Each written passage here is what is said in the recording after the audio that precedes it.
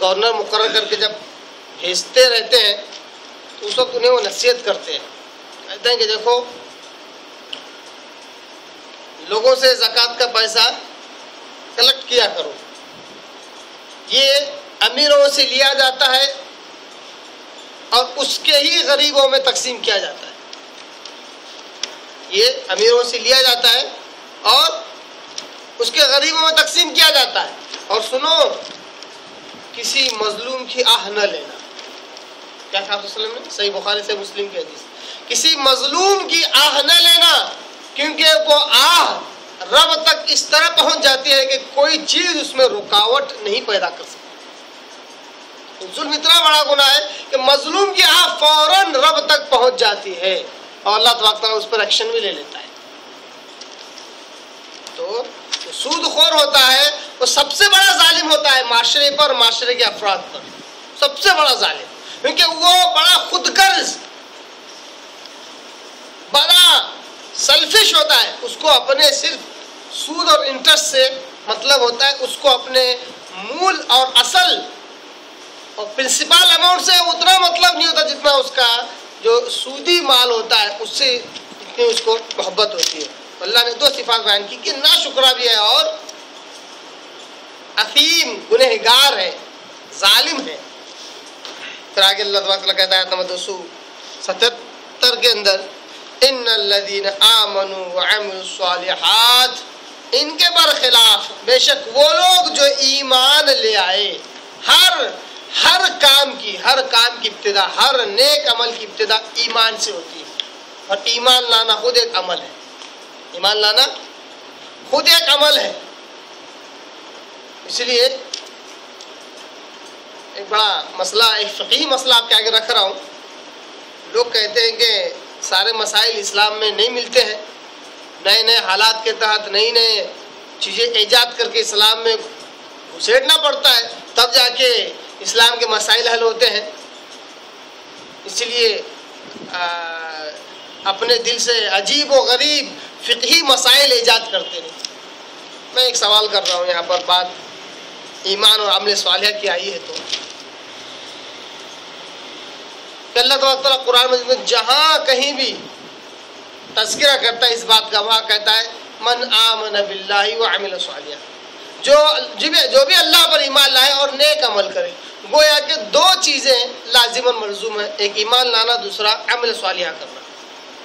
اب ایک شخص ہے زندگی بھر گنہگار تھا،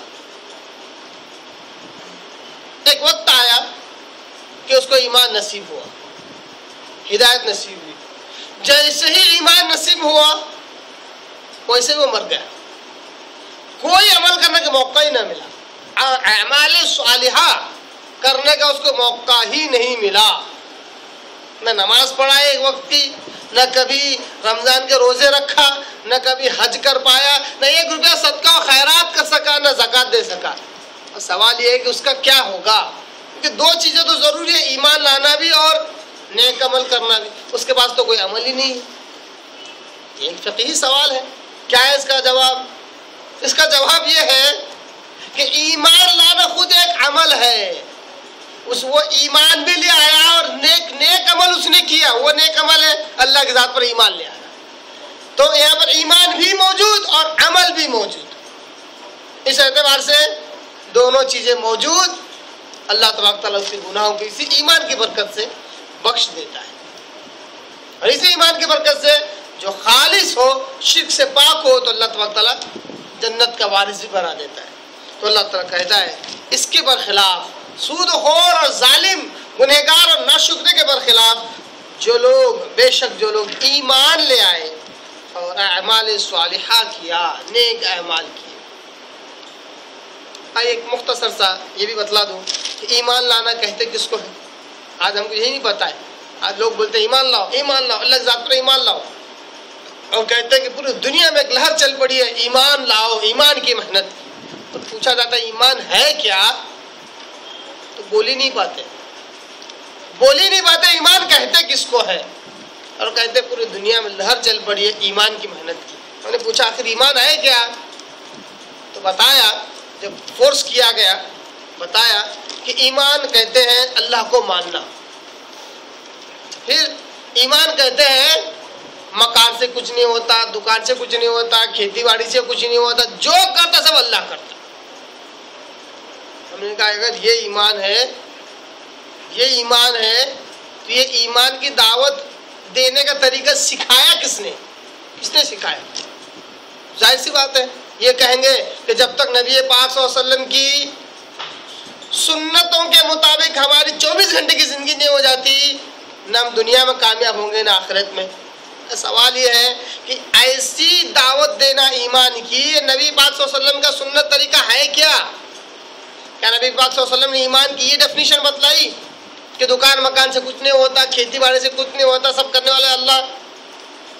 چلو پوچھ لیتے آپ صلی اللہ علیہ وسلم سے، اللہ کے رسول آپ کیا ڈیفینیشن بتلاتے ہیں ایمان کی؟ حدیث جبرائیل یاد کیجئے، صحیح بخاری کی حدیث جبرائیل۔ صحابہ کرام کہتے ہیں کہ ہم ایک مرتبہ دربار رسالت میں بیٹھے ہوئے تھے، ایک شخص آیا، اس کا حلیہ، اس کی شکل و صورت دیکھ کر لگتا نہیں تھا کہ یہ مسافر ہے، کیونکہ کپڑے بالکل ٹھیک ٹھاک تھے، بال بکھرے ہوئے نہیں تھے، بڑا پوش دکھ رہا تھا۔ نبی صلی اللہ علیہ وسلم کے پاس آیا اور دو زانو ہو کر بیٹھ گیا، اس طرح بیٹھا جیسے کچھ پوچھنا چاہتا ہے، کچھ علم حاصل کرنا چاہتا ہے۔ سوال کیا، یا رسول اللہ، یا حدیث میں یا محمد، ایسے بھی الفاظ ہیں صلی اللہ علیہ وسلم، مل ایمان، ایمان کیا ہے؟ کیا پوچھا؟ مل ایمان، ایمان کیا ہے؟ اب آپ صلی اللہ علیہ وسلم نے سوال کیا گیا ایمان کیا ہے، اور آپ صلی اللہ علیہ وسلم اس کا جواب دے رہے ہیں۔ میں پوچھتا ہوں یہ جواب کتنے لوگوں کو سننے ملتا ہے؟ جو دنیا میں لہر چل